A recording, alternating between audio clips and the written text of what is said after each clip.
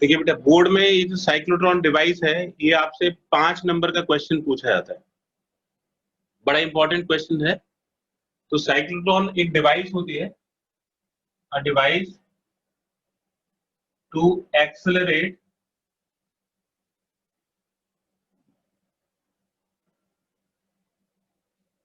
Charge at a very high speed.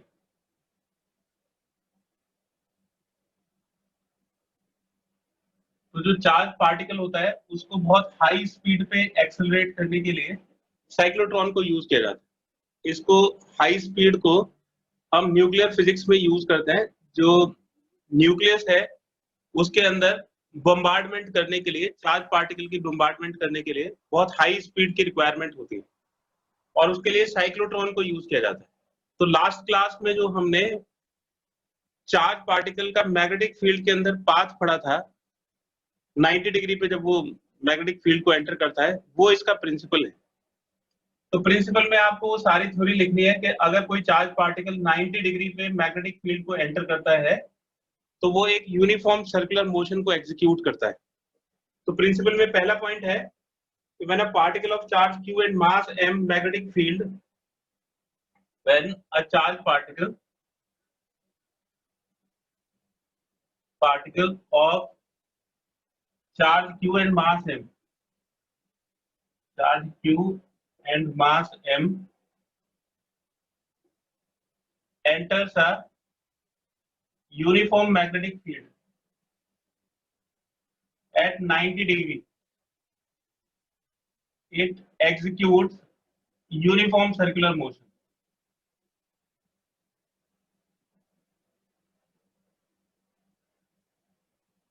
तो ये uniform circular motion को एग्जीक्यूट करता है, और उसमें जो फोर्स होता है मैग्नेटिक फोर्स, वो सेंट्रीपिटल फोर्स के इक्वल होता है। तो मैग्नेटिक फोर्स हो जाएगा QVB sin 90 डिग्री। अब sin 90 डिग्री तो 1 होता है, और अगर वो r रेडियस के सर्कल में मूव करेगा तो रेडियस r हो जाएगा, sin 90 की वैल्यू 1 हो गई, v से ये v कट जाएगा, तो r की जो वैल्यू है वो mv अपॉन qb के इक्वल हो जाएगी। यानी कि जो रेडियस है वो स्पीड के डायरेक्टली प्रोपोर्शनल होती है। लेकिन इसमें जो सबसे इंपॉर्टेंट है वो ये है कि but time period and frequency remains constant. तो जब ये एक सर्कल में चक्कर लगाएगा चार्ज पार्टिकल, तो उसकी टाइम पीरियड और फ्रीक्वेंसी जो है वो कांस्टेंट बना रहेगा, रिमेन्स कांस्टेंट। तो टाइम पीरियड कितना होता है? टाइम पीरियड हमने निकाला था 2 पाई r अपॉन v से। तो टाइम पीरियड की वैल्यू आती है 2 पाई m अपॉन qb। ये सब हमने लास्ट क्लास में डिराइव किया, और इसका जो रेसिप्रोकल होता है फ्रीक्वेंसी,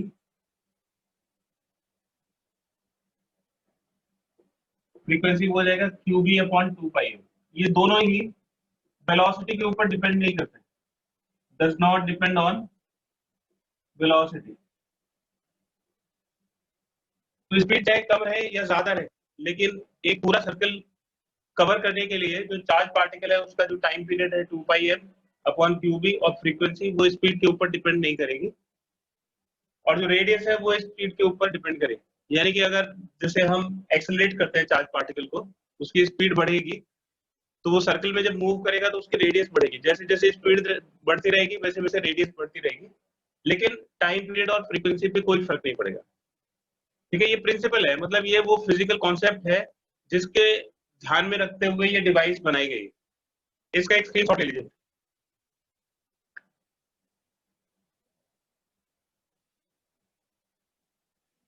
जब भी आप किसी डिवाइस का कंस्ट्रक्शन पढ़ते हैं। हाँ बेटा बोलो। सर इस बार ये तो आएगा ही नहीं, बट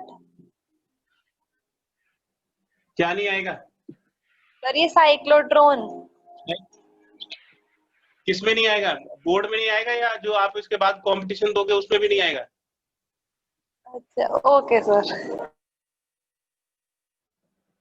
ठीक है, तो आप जो भी कंपटीशन दोगे उसमें ये पूछा जाएगा, और बहुत इंपॉर्टेंट है बोर्ड के लिए। आप लास्ट में जब तैयारी करोगे तब इसको छोड़ देना।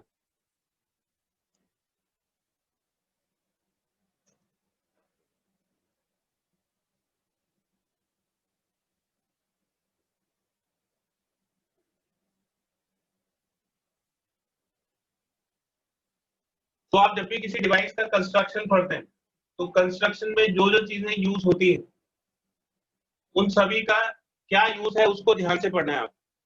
तो देखिए इसमें दो इलेक्ट्रोमैग्नेट्स होती है इस तरह से, ये इलेक्ट्रोमैग्नेट। तो इलेक्ट्रोमैग्नेट्स का क्या रोल होता है, ये नॉर्थ पोल है, ये साउथ पोल।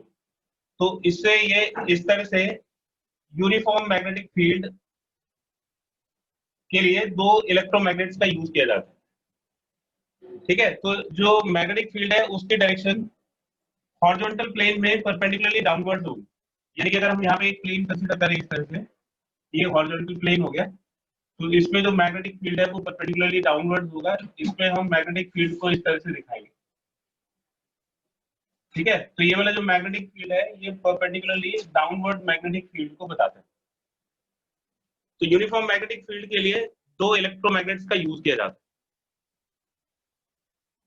उसके बाद डीज होती है, ऐसे दो हॉलो चैम्बर होता है, ये ऐसे दो हॉलो चैम्बर होता है, ये इस तरह से ये सर्कुलर डीज होती है।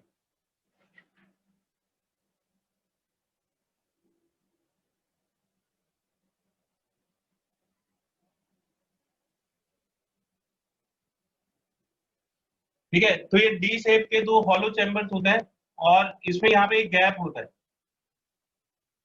तो थोड़ा सा गैप इसलिए रखा जाता है, इस गैप को बोलते हैं acceleration gap. This is called acceleration gap.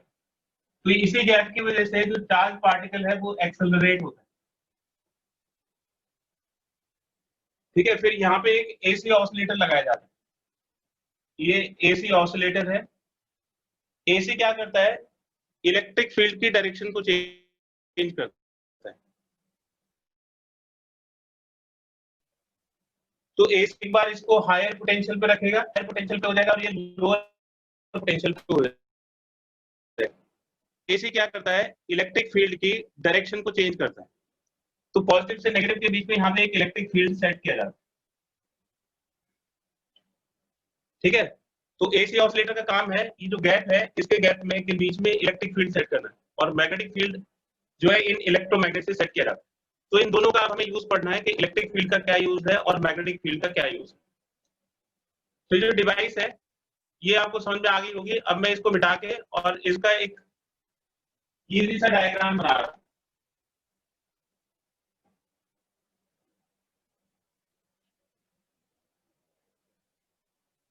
तो देखिए एक तो ये डी हो गया और ये दूसरा डी हो गया, और इन दोनों को हमने एक एसी ऑसिलेटर से कनेक्ट कर दिया और ये जो क्रॉस है ये इसके मैग्नेटिक फील्ड को बता रहा है।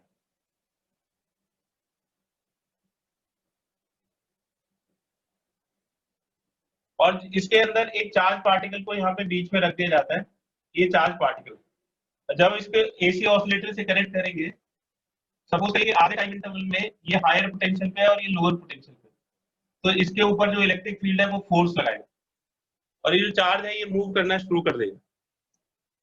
तो ये जो इलेक्ट्रिक फील्ड है ये इसके ऊपर फोर्स लगाएगा Q इंटू ई के बराबर, और इससे इसकी वेलोसिटी बढ़ेगी। लेकिन ध्यान रखिए कि ये जो चार्ज पार्टिकल है ये परपेंडिकुलर मैग्नेटिक फील्ड के अंदर रखा हुआ है, तो ये जो वेलोसिटी है ये इस मैग्नेटिक फील्ड के परपेंडिकुलर होगी। अब क्योंकि मैग्नेटिक फील्ड इसके परपेंडिकुलर है, मैग्नेटिक फील्ड हर जगह होगा, गैप में भी होगा और डीज के अंदर भी होगा। तो ये जो इलेक्ट्रिक फील्ड है वो यहाँ तक इसको एक्सेलरेट करेगा। इसके बाद एक्सेलरेशन इसका खत्म हो जाएगा, क्योंकि इलेक्ट्रिक फील्ड खत्म हो गया तो फोर्स भी खत्म हो जाएगा। ये जो मैग्नेटिक फील्ड है ये इसको एक इस तरह से सर्कुलर मोशन प्रोवाइड करेगा और इसकी रेडियस बड़ी होती चली जाएगी। रेडियस बड़ी इसलिए हो रही है क्योंकि बार बार स्पीड बढ़ेगी। अब जरा ध्यान से सुनिएगा, हमें कुछ ऐसा अरेंजमेंट करना पड़ेगा कि जब ये अपना आधा सर्कल कंप्लीट कर लेगा, सपोज करो कि यहाँ से यहाँ तक जाने में ये अपना आधा सर्कल कंप्लीट कर लेगा, तो इलेक्ट्रिक फील्ड की डायरेक्शन बदल जानी चाहिए। अगर ये इलेक्ट्रिक फील्ड की डायरेक्शन नहीं बदलेगी, इलेक्ट्रिक फील्ड इधर ही रहेगा, तो वो फिर इसको एक्सेलरेट नहीं करेगा, वो फिर इसको अपोज करेगा। ठीक है, तो इसमें एक कंडीशन होती है जिसको हम बोलते हैं रेजोनेंस कंडीशन। तो रेजोनेंस कंडीशन का क्या मतलब होता है, रेजोनेंस कंडीशन इसका मतलब होता है कि जो frequency of revolution of charge particle है, frequency of revolution of charge particle,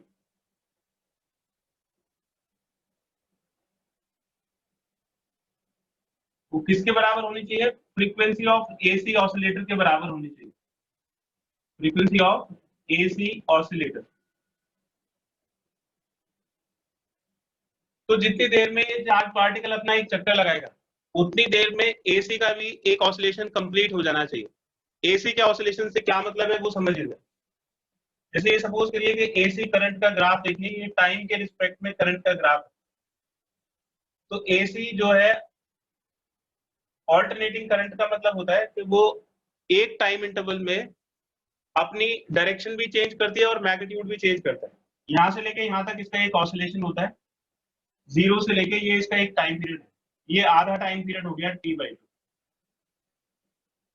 तो जैसे ये वायर है, इसमें करंट की डायरेक्शन इस तरफ है, तो इसको हमने पॉजिटिव मार्क कर दी। तो आधे टाइम इंटरवल में वायर के अंदर करंट लेफ्ट से राइट की तरफ जाएगी और फिर दूसरे आधे इंटरवल में ये नेगेटिव हो जाएगा, तो करंट की डायरेक्शन रिवर्स हो जाएगी।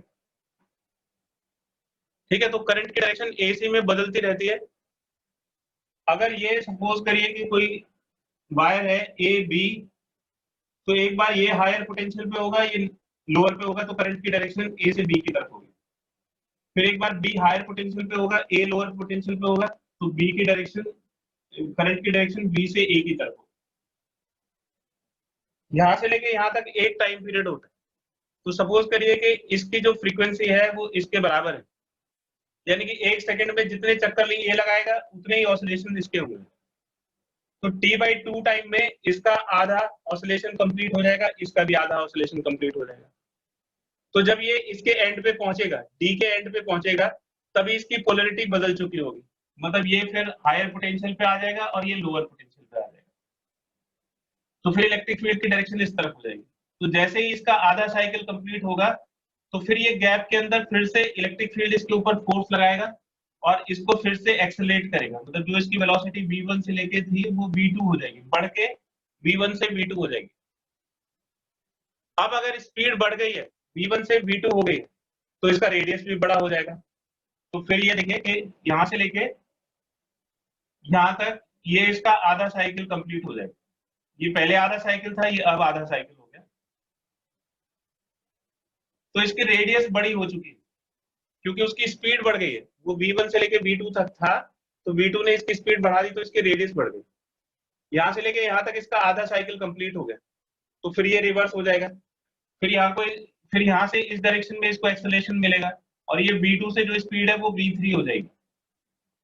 और आपको पता है कि मैग्नेटिक फील्ड तो स्पीड बढ़ाता नहीं है, मैग्नेटिक फील्ड सिर्फ डायरेक्शन चेंज करता है। तो इसमें दोनों का क्या यूज है? मैग्नेटिक फील्ड का यूज है कि उसको बार बार इस गैप के अंदर लेके आ रहा है। चार्ज पार्टिकल को बार बार गैप के अंदर लेके आने के लिए उसको सर्कुलर मोशन की रिक्वायरमेंट है। तो सर्कुलर मोशन तो मैग्नेटिक फील्ड प्रोवाइड करता है, और इस गैप के अंदर जो इलेक्ट्रिक फील्ड है वो उसको एक्सेलरेट करता है। तो एक्सेलरेट करने का काम है इलेक्ट्रिक फील्ड का, और मैग्नेटिक फील्ड का काम है कि वो उसको सर्कुलर मोशन प्रोवाइड करके बार बार इस गैप के अंदर लेके आए, इस एक्सेलरेशन गैप के अंदर लेके आए। इसका नाम एक्सेलरेशन गैप इसलिए रखा गया है क्योंकि एक्सेलरेशन इसको सिर्फ इस गैप के अंदर मिलता है। ठीक है, तो रेजोनेंस कंडीशन इसलिए इंपॉर्टेंट है कि जब इसका आधा साइकिल कंप्लीट हो तो इसकी पोलैरिटी बदलनी चाहिए, मतलब जिस डायरेक्शन में इसकी वेलोसिटी होगी उसी डायरेक्शन में इलेक्ट्रिक फील्ड होना चाहिए। अगर ऐसा नहीं हुआ, इलेक्ट्रिक फील्ड ऑपोजिट डायरेक्शन में हुआ, तो फिर उसको एक्सेलरेट करने की बजाय इलेक्ट्रिक फील्ड डी एक्सेलरेट कर देगा, मतलब उसकी स्पीड को कम कर देगा। वो हमें नहीं चाहिए। तो इसलिए रेजोनेंस कंडीशन का ध्यान रखना है कि frequency of revolution of charge particle किसके बराबर होना चाहिए? एसी ऑसिलेटर के बराबर। तो एसी ऑसिलेटर की जो फ्रीक्वेंसी है वो फ्रीक्वेंसी ऑफ चार्ज पार्टिकल के बराबर, यानी कि QB/2πm के बराबर रखी जाती है, and this is a constant. तो पहले हम इसकी कैलकुलेशन करते हैं। जितनी इसकी फ्रीक्वेंसी आती है उतनी फ्रीक्वेंसी का एसी ऑसिलेटर हम इसके साथ कनेक्ट करते हैं। अब ये ऐसे जो है इसकी स्पीड बढ़ती जाएगी बार बार, लेकिन ये इसका तो एक फिक्स साइज है। तो जब इसके वॉल के नजदीक होगा तो यहाँ पे एक डिफ्लेक्टर लगा हुआ होगा, तो ये इसको इससे दीवार से टकराने नहीं देता। मतलब यहाँ पे एक चार्ज पार्टिकल होता है, ये भी चार्ज पार्टिकल होता है, तो ये इसको हल्का सा रिपेल करता है, और ये लास्ट में यहाँ पे एक गैप होता है, तो फिर ये टारगेट को हिट करता है। ठीक है, तो ये इलेक्ट्रिक फील्ड का काम है इसको बार बार एक्सेलरेट करना, और मैग्नेटिक फील्ड का काम है कि इसको बार बार एक्सेलरेशन गैप के अंदर लेके आना। और इसमें सबसे इंपॉर्टेंट चीज है रेजोनेंस कंडीशन, ताकि जब भी ये गैप के अंदर आए तो उसको उसके वेलोसिटी की डायरेक्शन में इलेक्ट्रिक फील्ड मिले। अब इसकी काइनेटिक एनर्जी, अगर इसकी वेलोसिटी बढ़ेगी तो इसकी काइनेटिक एनर्जी कितनी होगी? तो देखिए जो मैक्सिमम काइनेटिक एनर्जी है, काइनेटिक एनर्जी का फॉर्मूला होता है हाफ एम वी स्क्वायर। तो ये मैक्सिमम काइनेटिक एनर्जी निकालनी है तो वेलोसिटी भी मैक्सिमम होनी चाहिए। अब मैक्सिमम वेलोसिटी कितनी होगी? तो देखिए आर का फॉर्मूला हमने निकाला था, R is equal to M V upon Q B. तो जो वेलोसिटी है वो रेडियस के ऊपर डिपेंड करती है। चार्ज, मैग्नेटिक फील्ड और मास ऑफ चार्ज पार्टिकल, ये तीनों तो कांस्टेंट है, बस रेडियस बार बार बदल रही है, और वो भी स्पीड की वजह से। तो जो स्पीड है वो रेडियस के ऊपर डिपेंड करेगी, या जो रेडियस है वो स्पीड के ऊपर डिपेंड करेगी। तो मैक्सिमम जो स्पीड है वो किसके बराबर होगी? क्यू बी आर मैक्सिमम के बराबर डिवाइडेड बाई एम। और ये जो आर है ये बढ़ते बढ़ते किसके बराबर हो जाएगा?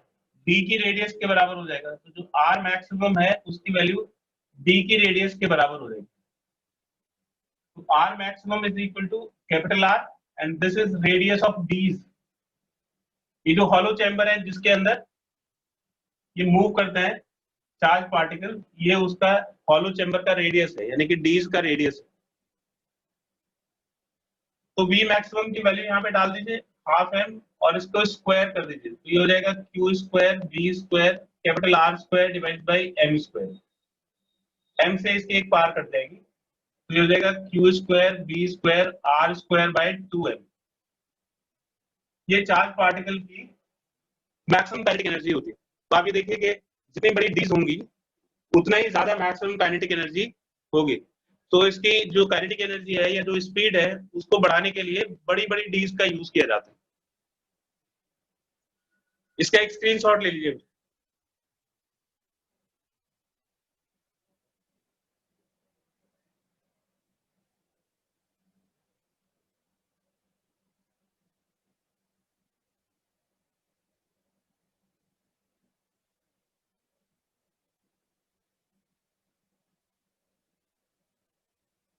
अब देखिए इसकी कुछ लिमिटेशंस होती है।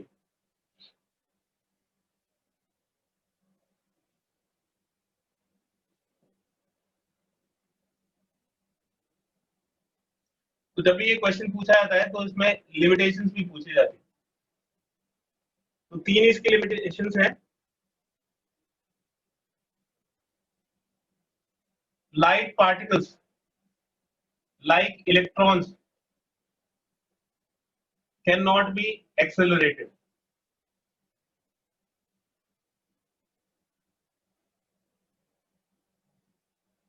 तो इलेक्ट्रॉन्स को हम इससे एक्सेलरेट नहीं कर सकते क्योंकि इलेक्ट्रॉन्स का मास बहुत कम होता है। क्या प्रॉब्लम होती है कि हम इलेक्ट्रॉन्स को इससे एक्सेलरेट नहीं कर सकते?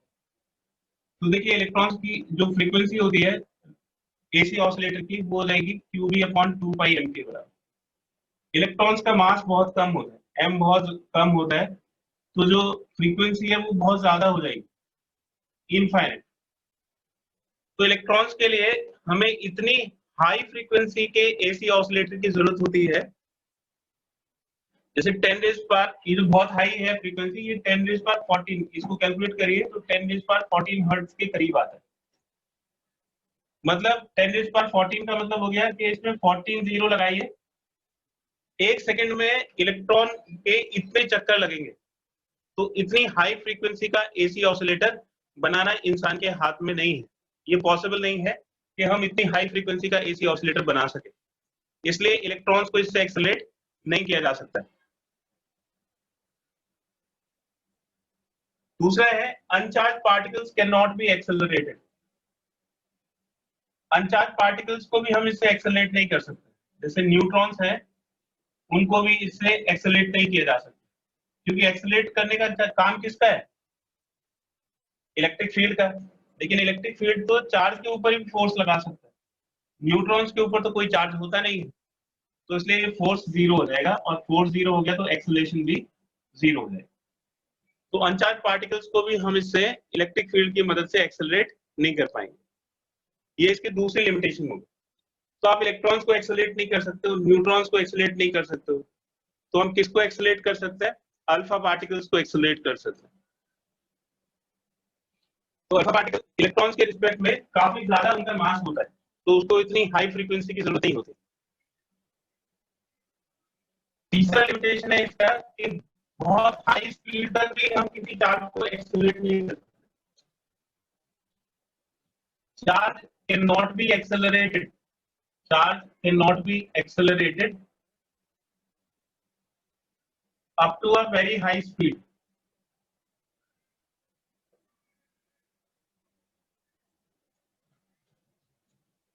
That is speed of light. तो अगर हम ये कोशिश करें कि चार्ज को स्पीड ऑफ लाइट के बराबर यानी कि 3 × 10⁸ मीटर पर सेकंड के बराबर एक्सेलरेट कर सके, तो इसको इतनी हाई स्पीड तक भी एक्सेलरेट नहीं कर सकते। ये थ्योरी ऑफ रिलेटिविटी के ऊपर डिपेंड करता है।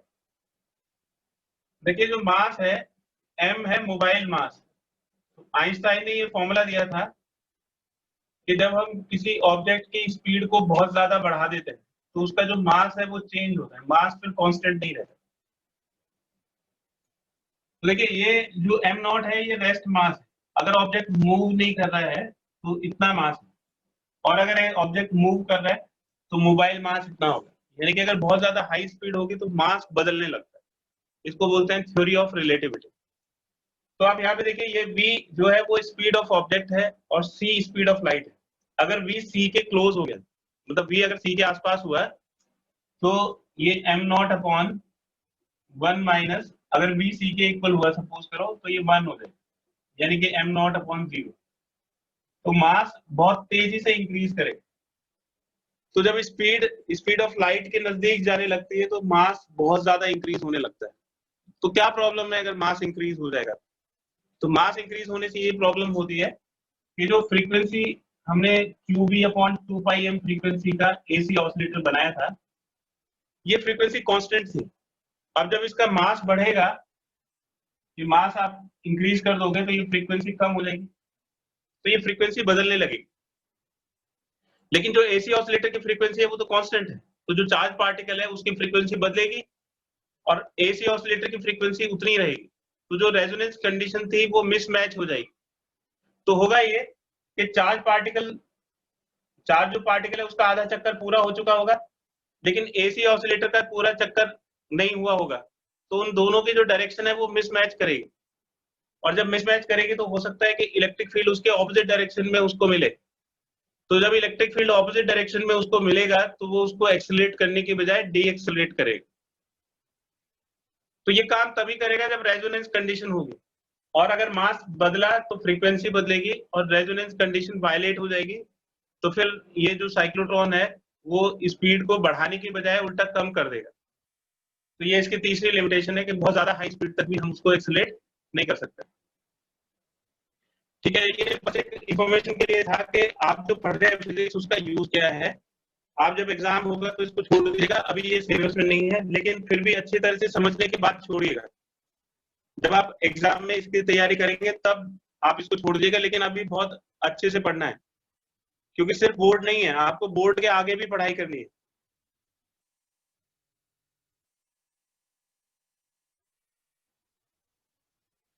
ठीक है, अब नेक्स्ट है, अभी तक हमने पढ़ा था मूविंग चार्ज के ऊपर फोर्स। अब पढ़ेंगे कि कंडक्टर के ऊपर मैग्नेटिक फील्ड के अंदर कितना फोर्स लगता है। नेक्स्ट आर्टिकल है force on a current carrying conductor.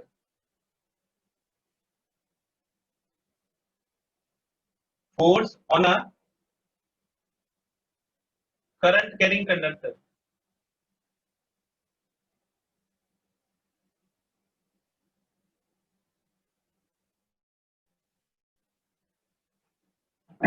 placed in a uniform magnetic field।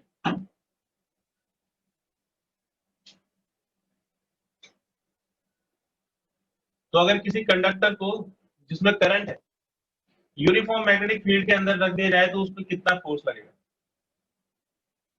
तो देखिए सपोज करिए कि मैग्नेटिक फील्ड है और इसके अंदर आपने एक कंडक्टर रख दिया, ये एक कंडक्टर है जिसकी लेंथ L है और क्रॉस सेक्शन एरिया A के बराबर, और इसके अंदर जो करंट है वो I है, I करंट। तो इस कंडक्टर को आपने मैग्नेटिक फील्ड के अंदर रख दिया, तो इस पे कितना फोर्स लगेगा और फोर्स क्यों लगेगा। तो देखिए करंट किसकी वजह से, करंट है फ्री इलेक्ट्रॉन्स की वजह से। और फ्री इलेक्ट्रॉन्स क्या है, चार्ज है जो ड्रिफ्ट वेलोसिटी के साथ मूव करते हैं। हमने करंट इलेक्ट्रिसिटी में पढ़ा था कि जो करंट है ये आउटकम है इलेक्ट्रॉन्स की एवरेज वेलोसिटी का, और इलेक्ट्रॉन्स की एवरेज वेलोसिटी होती है ड्रिफ्ट वेलोसिटी। तो अगर करंट उस डायरेक्शन में है तो इसका मतलब है कि जो इलेक्ट्रॉन्स हैं वो उसके ऑपोजिट डायरेक्शन में एक एवरेज वेलोसिटी ड्रिफ्ट वेलोसिटी के साथ मूव कर रहे हैं। ऐसा नहीं है कि सारे इलेक्ट्रॉन्स इसी स्पीड के साथ मूव कर रहे हैं, लेकिन जितने भी इलेक्ट्रॉन्स हैं उन सबको हम इस एवरेज वेलोसिटी से मूव करता हुआ मान सकते हैं। तो ये एवरेज वेलोसिटी है, तो सबके लिए हम इस वेलोसिटी का यूज कर सकते हैं। तो जो करंट है उसको ऐसे समझिए कि बहुत सारे इलेक्ट्रॉन्स इस एवरेज वेलोसिटी के साथ ऑपोजिट डायरेक्शन में मूव कर रहे हैं। तो इलेक्ट्रॉन एक चार्ज है, अगर वो इस डायरेक्शन में मूव करेगा तो उसके ऊपर फोर्स लगेगा। तो इलेक्ट्रॉन के ऊपर कितना फोर्स लगेगा, एक इलेक्ट्रॉन के ऊपर कितना फोर्स लगेगा, तो फोर्स का फॉर्मूला होता है force is equal to Q into B cross B. तो एक इलेक्ट्रॉन के ऊपर कितना फोर्स लगेगा, माइनस ई, ये चार्ज तो इलेक्ट्रॉन का माइनस ई हो जाएगा, ड्रिफ्ट वेलोसिटी वीडी हो जाएगी, क्रॉस बी, ये एक इलेक्ट्रॉन के ऊपर लगने वाला फोर्स है। तो टोटल फोर्स कंडक्टर के ऊपर कितना लगेगा, तो प्रोटॉन्स के ऊपर फोर्स क्यों नहीं लगेगा, सिर्फ इलेक्ट्रॉन्स का ही फोर्स क्यों कैलकुलेट कर रहे हैं, क्योंकि जो करंट इलेक्ट्रिसिटी में जो इलेक्ट्रॉन्स होते हैं हमने पढ़ा था सिर्फ वही फ्री होते हैं, प्रोटॉन्स मूव करने के लिए फ्री नहीं होते। तो प्रोटॉन्स के अंदर वेलोसिटी नहीं होती, इसलिए उनके ऊपर फोर्स नहीं लगता, क्योंकि वेलोसिटी अगर जीरो हो जाएगी तो फोर्स जीरो हो जाएगा। तो सिर्फ इलेक्ट्रॉन्स के ऊपर ही फोर्स लगेगा, और एक इलेक्ट्रॉन के ऊपर इतना फोर्स लगेगा।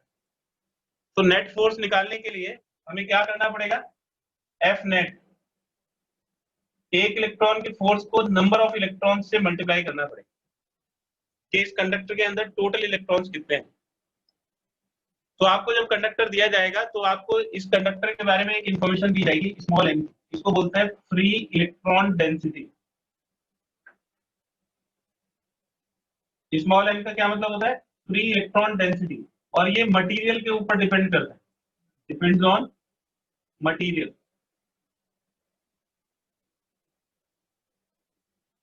तो ये हमने करंट इलेक्ट्रिसिटी में अच्छी तरह से पढ़ा था कि फ्री इलेक्ट्रॉन डेंसिटी क्या होता है, ये होता है number of units per unit, number of electrons per unit volume.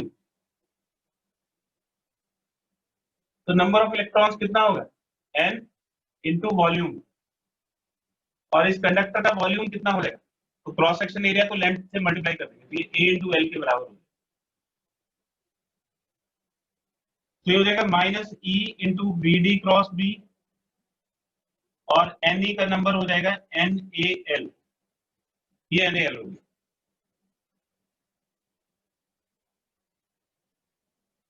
तो देखिए ये minus N E A B D, N E A B D cross B, तो ये हो गया minus N E A B D cross B into L, L को भी इसी के साथ मल्टीप्लाई कर दो।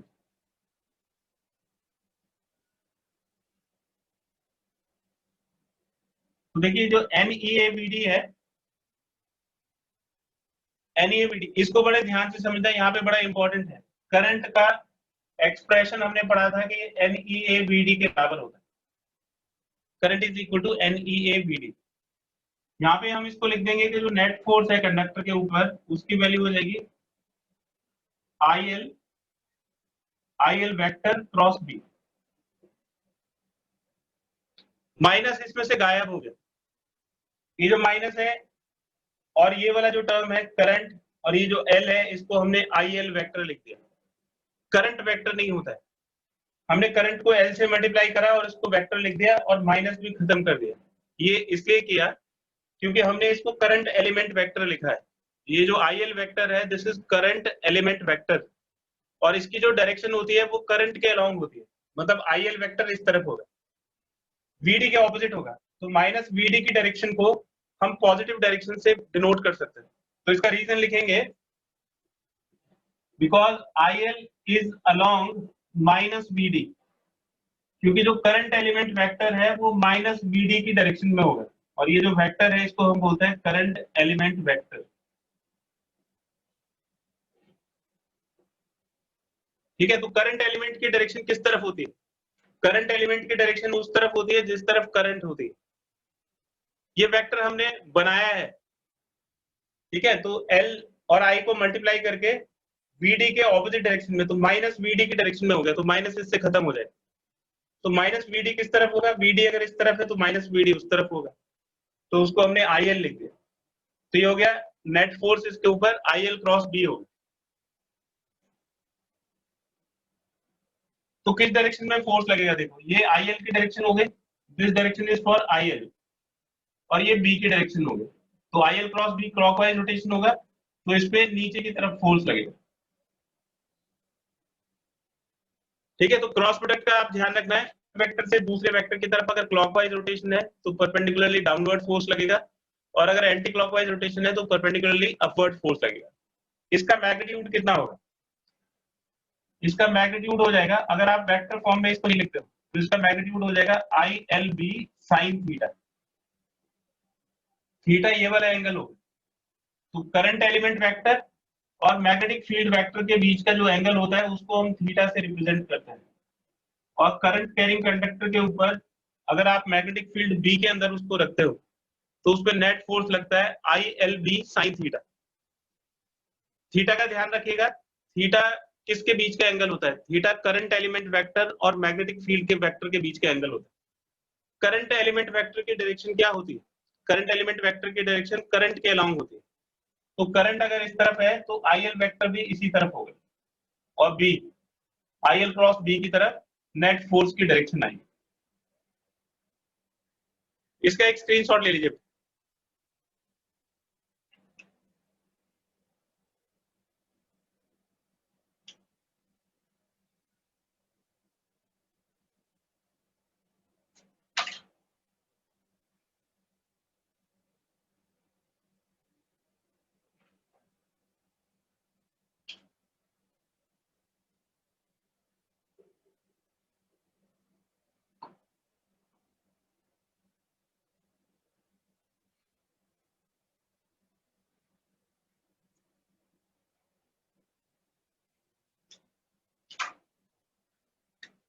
नेक्स्ट आर्टिकल है force between two straight infinite current carrying conductors. Force between two straight infinite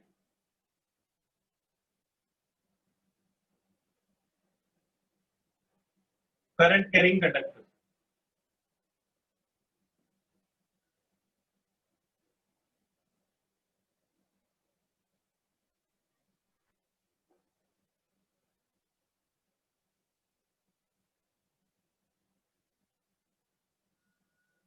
ये सपोज करिए कि हॉरिजॉन्टल प्लेन है, ठीक है, हॉरिजॉन्टल प्लेन जैसे ये बुक की डायरेक्शन अभी आपको दिख रही है, ये इस तरह का प्लेन मैंने यहाँ पे बनाया।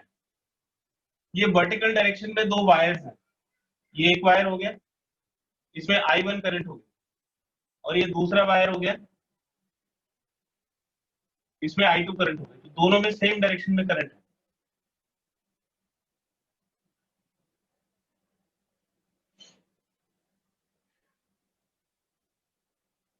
तो देखिए जब इसके अराउंड आप देखोगे राइट हैंड साइड की तरफ, तो I1 अपने अराउंड एक मैग्नेटिक फील्ड प्रोड्यूस करेगा, तो इस वाले पॉइंट पे अगर हम इसका मैग्नेटिक फील्ड देखें तो ये देखो, ये magnetic field right hand side में पड़ रहा है, तो ये मैग्नेटिक फील्ड अंदर की तरफ होगा, तो यहाँ पे जो मैग्नेटिक फील्ड होगा वो अंदर की तरफ होगा, तो अंदर की तरफ जो मैग्नेटिक फील्ड है वो इसके पैरेलल होगा, तो ये हम मैग्नेटिक फील्ड को शो कर रहे हैं। ये B1 हो गया मैग्नेटिक फील्ड। तो ये मैग्नेटिक फील्ड जो आपको इस तरह से दिखाई दे रहा है वो इस तरह नहीं है, वो magnetic field actually perpendicularly invert है। मैं इसमें एक क्रॉस का साइन भी लगा रहा हूं, तो ये इसके परपेंडिकुलर अंदर की तरफ है, ठीक है, तो ये करंट ऊपर की तरफ हो गई, और जो इसका मैग्नेटिक फील्ड है वो अंदर की तरफ हो गया B1। अब ये वाला मैग्नेटिक फील्ड इसके ऊपर, इसके लेंथ के ऊपर एक फोर्स लगाएगा, और वो जो फोर्स है वो किस तरफ होगा? IL क्रॉस B की तरफ। तो आप देखिए ये IL की डायरेक्शन हो गई, ये B की डायरेक्शन, इन दोनों में ये क्लॉकवाइज रोटेशन होगा। अगर उस तरफ से देखोगे तो क्लॉकवाइज रोटेशन, तो फोर्स अंदर की तरफ लगेगा, तो ये फोर्स हो जाएगा F21, force on second conductor due to first conductor. अब इस तरफ से देखिए, I2 के लेफ्ट में पड़ रहा है, तो इसका जो मैग्नेटिक फील्ड है वो बाहर की तरफ, आपकी तरफ होगा। ये इसका जो मैग्नेटिक फील्ड है ऐसे घूम के आएगा आपकी तरफ, बाहर की तरफ निकलेगा। तो इस वाले मैग्नेटिक फील्ड को मैं इसके पैरेलल बनाऊंगा, ये आउटवर्ड डायरेक्शन को डिनोट कर रहा है। ये क्या हो गया, उसका मैग्नेटिक फील्ड हो गया B2। ये देखिए, ये वर्टिकल है, ये हॉरिजॉन्टल है, तो वर्टिकल और हॉरिजॉन्टल के बीच में ये 90 डिग्री का एंगल बनेगा, ये भी 90 डिग्री का एंगल है। तो अब इसमें देखिए IL क्रॉस B किस तरफ पड़ेगा, तो ये IL क्रॉस B ये एंटी क्लॉकवाइज रोटेशन हो गया। तो एंटी क्लॉकवाइज रोटेशन में बाहर की तरफ, मतलब इस तरफ फोर्स लगेगा, तो ये F12 होगा। न्यूटन के थर्ड लॉ को फॉलो करते हैं। अगर एक ऑब्जेक्ट दूसरे ऑब्जेक्ट के ऊपर फोर्स लगा रहा है, तो ये वाला करंट एलिमेंट अगर इसके ऊपर फोर्स लगाएगा तो ये भी इसके ऊपर फोर्स लगाएगा, दोनों इक्वल और ऑपोजिट फोर्स लगाएंगे। तो हम इसकी वैल्यू कैलकुलेट करेंगे कि ये कितना फोर्स होगा। तो स्ट्रेट कंडक्टर का मैग्नेटिक फील्ड कितना होता है, इसका फॉर्मूला होता है mu not I upon 2πr। तो ये हो जाएगा mu naught I1 upon 2πr। इन दोनों के बीच में जो डिस्टेंस है उसको d ले लीजिए, तो ये 2πd हो जाएगा। ठीक है, तो फोर्स की वैल्यू कितनी हो जाएगी, फोर्स की वैल्यू हो जाएगी BIL साइन थीटा। तो अगर हम इसका कंडक्टर की लेंथ लेते हैं, सपोज करो DL हमने लेंथ ले ली, तो force on second conductor due to first conductor BIL sine theta. तो L वो लेंथ है जिस लेंथ के ऊपर हम फोर्स लगा रहे हैं। सपोज करो इतनी लेंथ के ऊपर हमें फोर्स लगाना है, तो ये लेंथ हो गई L। किसका मैग्नेटिक फील्ड किसके ऊपर फोर्स लगाएगा, फर्स्ट वायर का मैग्नेटिक फील्ड सेकंड वायर के ऊपर फोर्स लगाएगा, तो जो करंट है वो सेकंड वायर के अंदर होगा, और उसकी कितनी लेंथ के ऊपर फोर्स चाहिए वो L होगी। थीटा, दोनों में कितने डिग्री का एंगल है, 90 डिग्री का एंगल है, तो जो थीटा है वो 90 डिग्री हो जाएगा। F21 हो जाएगा mu naught I1 upon 2πd into I2 into L into sine 90। Sine 91 हो गया, इस L को इस तरफ ले आओ, तो F21 divided by L mu naught I1 I2 divided by 2πd। Force per unit length. तो हमने फोर्स पर यूनिट लेंथ इसलिए निकाला है क्योंकि इसकी लेंथ तो गिवन नहीं है, ये इनफाइनाइट।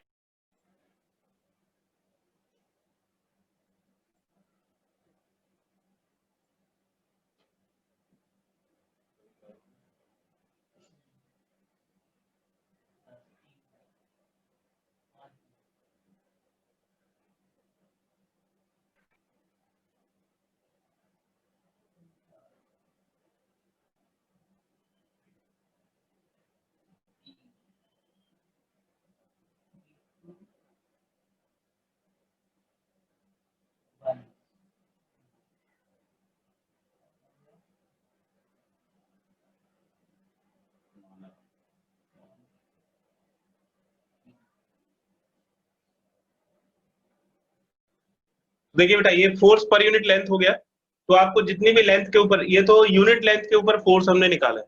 आपको अगर 2 मीटर के चाहिए तो इसको 2 मीटर से मल्टीप्लाई कर दीजिए, 5 मीटर के ऊपर चाहिए तो इसको 5 मीटर से मल्टीप्लाई कर दीजिए। यानी कि जितना भी लेंथ के ऊपर फोर्स लगेगा ये लेंथ उस तरफ चला जाएगा, लेकिन इसमें हम फोर्स पर यूनिट लेंथ के लिए फोर्स निकालते हैं। बिल्कुल इसी तरह से इसको भी देखिएगा तो इसका भी मैग्नीट्यूड इतना आ जाएगा। तो B2 की वैल्यू हो जाएगी कितनी, F2। अब F12 कैलकुलेट करिए, तो ये हो जाएगा BIL साइन थीटा। तो इसका मैग्नेटिक फील्ड इसके ऊपर फोर्स लगाएगा, तो इसका मैग्नेटिक फील्ड हो जाएगा B2, और इसके ऊपर फोर्स लगाएगा ये I1 हो गया, और थीटा हो जाएगा 90 डिग्री। तो B2 की वैल्यू क्या हो जाएगी, mu naught I2 upon 2πd। तो स्ट्रेट इनफाइनाइट कंडक्टर का फॉर्मूला होता है mu naught I upon 2πr। तो ये हो जाएगा mu not I2 divided bye 2πd। Current हो गया I1 L, और साइन थीटा हो गया साइन 90 डिग्री। ये IL और B के बीच में 90 डिग्री का एंगल है। तो आप देखिए ये mu naught I1 I2 upon 2 pi D sign 90 1 के इक्वल हो गया और ये F12 डिवाइडेड बाई L। तो फोर्स पर यूनिट लेंथ दोनों में इक्वल आ रहा है, यानी कि ये जो कंडक्टर है कि इसके ऊपर जितना फोर्स लगाएगा ये वाला कंडक्टर भी इसके ऊपर उतना ही फोर्स लगाएगा। इसमें एक और चीज ध्यान रखने की है कि हमने जो एग्जांपल लिया है उसमें ये करंट और ये वाली करंट दोनों सेम डायरेक्शन में है। अगर मैं इसकी करंट की डायरेक्शन ऑपोजिट करता हूं, अगर मैं इसकी करंट की डायरेक्शन ऑपोजिट कर दूंगा, ये करंट की डायरेक्शन ऑपोजिट कर दूंगा तो फोर्स उस तरफ लगेगा और इस करंट की डायरेक्शन ऑपोजिट करने की वजह से इसका मैग्नेटिक फील्ड की डायरेक्शन ऑपोजिट हो जाएगी, मतलब अंदर की तरफ हो जाएगी। तो ये जो फोर्स है ये बाहर की तरफ हो जाएगी, यानी कि दोनों फोर्स एक दूसरे को अपोज करेंगे। तो इसमें इंपॉर्टेंट ये है कि करंट अगर सेम डायरेक्शन में है, ये दोनों की करंट अगर सेम डायरेक्शन है तो अट्रैक्टिव फोर्स लगेंगे, ये दोनों वायर्स एक दूसरे को अट्रैक्ट करेंगे। और अगर करंट की डायरेक्शन ऑपोजिट कर दी जाए, यानी कि एक में ऊपर की तरफ और दूसरे में नीचे की तरफ कर दी जाए, तो फिर ये एक दूसरे को रिपेल करेंगे।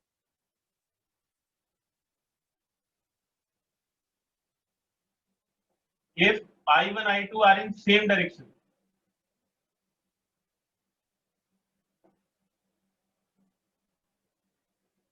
forces are attractive,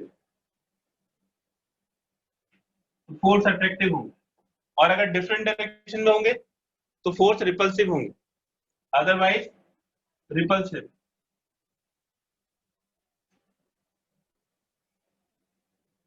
तो पैरेलल है, अगर सेम डायरेक्शन में करंट नहीं होगी तो ऑपोजिट डायरेक्शन में होगी, और ऑपोजिट डायरेक्शन में करंट होगी तो ये जो फोर्स है ये रिपल्सिव हो जाएंगे, यानी कि एक दूसरे को रिपेल करेंगे। इसका एक स्क्रीनशॉट ले लीजिए।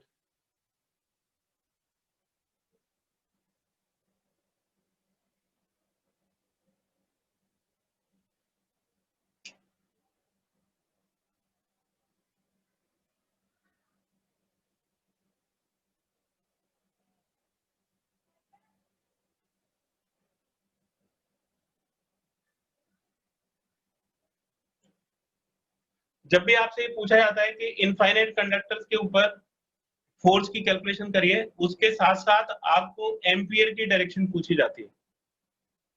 तो जब भी ये डेरिवेशन आएगा करने के लिए, इसके साथ साथ हमेशा आपको एम्पियर की डेफिनेशन पूछी जाएगी कि डिफाइन 1 एम्पियर।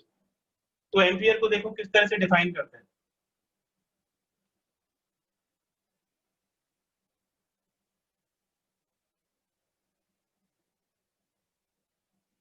देखिए जैसे दो स्ट्रेट कंडक्टर्स हैं, ये I1 हो गया, ये I2,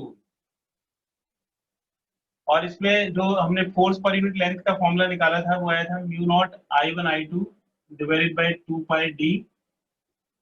डी इन दोनों के बीच में लेंथ, I1 और I2 के बीच के डिस्टेंस। तो अगर हम I1 और I2 को 1 एम्पियर लेते हैं कि I1 और I2 1 एम्पियर, L को भी 1 मीटर ले लेते हैं, ये L 1 मीटर, और D को भी 1 मीटर ले लेते हैं, तो फिर F की वैल्यू कितनी हो जाएगी? तो ये F अपॉन 1 हो जाएगा, म्यू नॉट की value 4 pi into 10⁻⁻⁷। I1 I2 दोनों 1 एम्पियर हो गए, और ये 2 पाई, और D की वैल्यू भी 1 मीटर हो गई, ये कट जाएगा और 2 इंटू 10⁻⁷ आ है। ठीक है, अब इससे एम्पियर को कैसे डिफाइन करेंगे? अब इसकी डेफिनेशन देखिए एम्पियर की। If two infinite straight conductors are placed parallel to each other,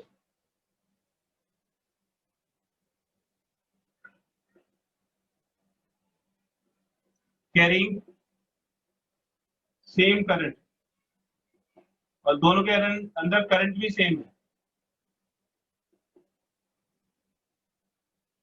तो देखिए दो स्ट्रेट कंडक्टर्स हैं, दोनों एक दूसरे के पैरेलल रखे हुए हैं, सेम करंट है, parallel to each other 1 metre apart, और इन दोनों के बीच की जो डिस्टेंस है वो भी 1 मीटर।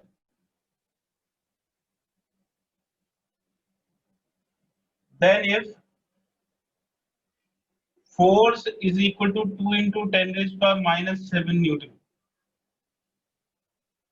ठीक है, तो अगर आप ऐसे एक कंडीशन रखते हो कि भाई दो पैरेलल वायर्स है और वो दोनों एक मीटर की डिस्टेंस पे रखे हैं, दोनों पैरेलल हैं, दोनों में सेम अमाउंट ऑफ करंट है, और अगर उनके बीच में जो फोर्स है वो 2 इंटू 10⁻⁷ न्यूटन आता है पर यूनिट लेंथ,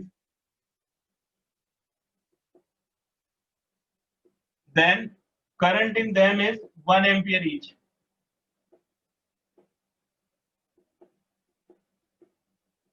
तो उनके अंदर जो करंट होगी वो 1 एम्पियर होगी।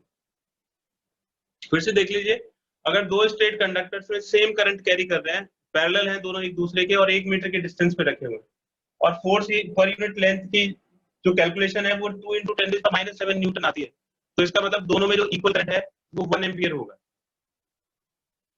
तो ये 1 एम्पियर की डेफिनेशन भी इसके साथ आपसे जरूर पूछी जाती है।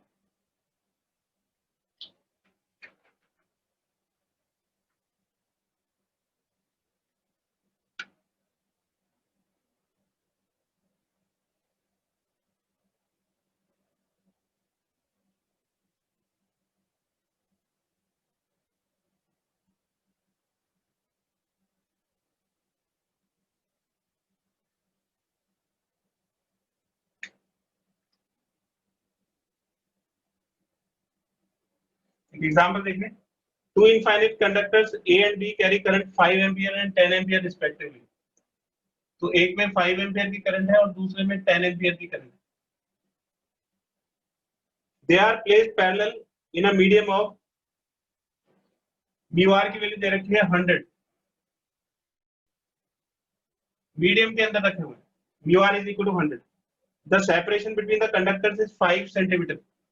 जैसे ये दो कंडक्टर्स हैं तो इनके बीच में जो सेपरेशन है वो 5 सेंटीमीटर दिया हुआ है, तो d की वैल्यू हो गई 5 centimetre, and centimetre is not an SI unit, तो 5 इंटू 10⁻² मीटर हो जाएगा। Find the force on 2 metre length of each conductor, तो फोर्स बताना है on 2 metre length.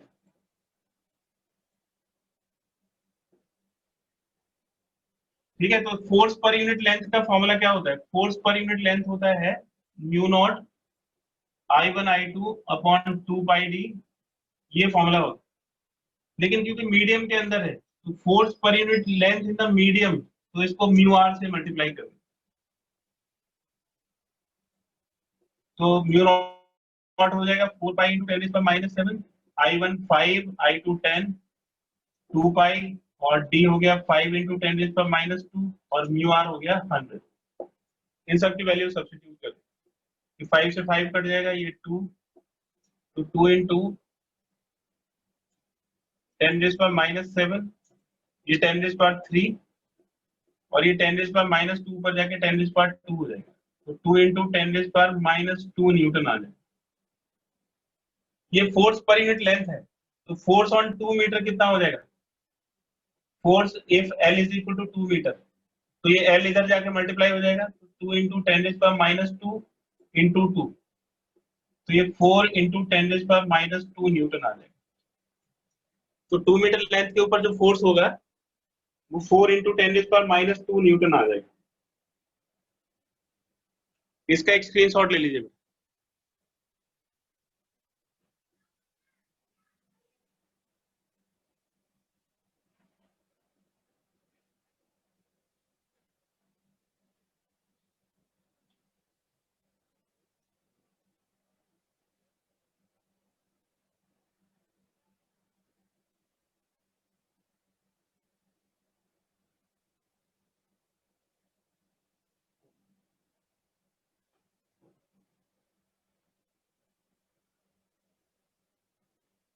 Next topic है force and torque. Force and torque on a rectangular loop.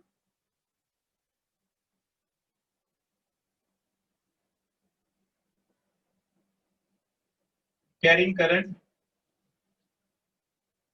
Placed in a uniform magnetic field.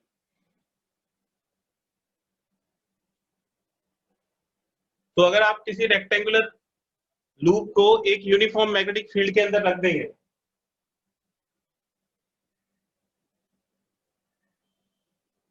तो कितना torque लगेगा। ये बेटा बड़ा टॉपिक है, आज हो नहीं पाएगा, तो इसको नेक्स्ट क्लास में करेंगे। ठीक है, आज आप यहीं तक रिवाइज कर लीजिएगा, तो इसमें काफी टाइम लग जाएगा। Thank you sir. ठीक है बेटा, okay thank you sir. Okay.